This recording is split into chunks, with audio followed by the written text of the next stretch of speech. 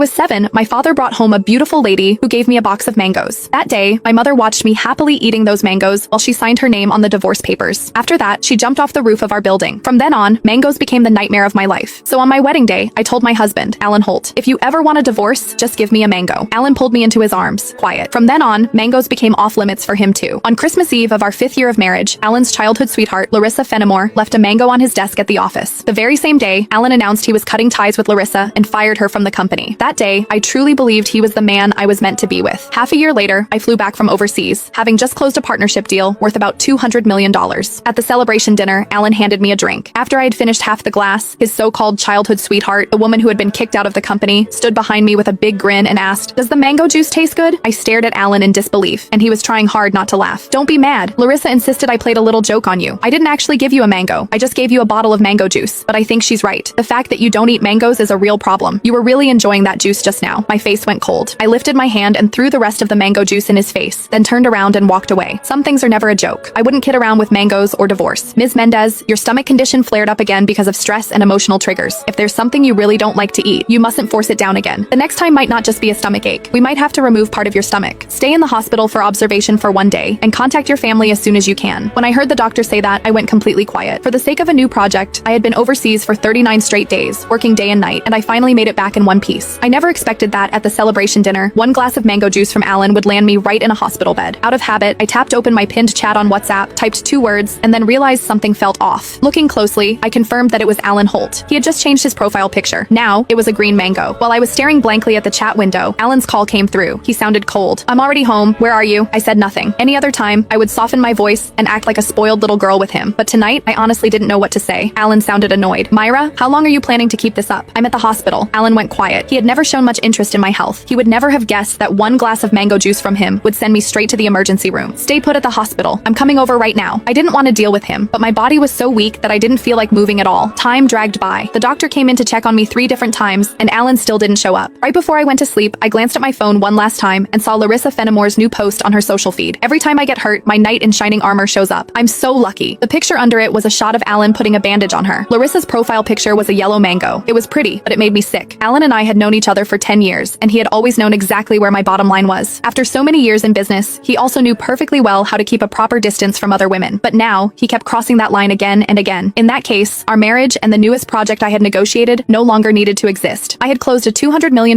deal in West Arkan that could have changed the company's future, but at that moment, it didn't matter anymore. When I woke up the next morning, Alan hadn't sent a single message or made a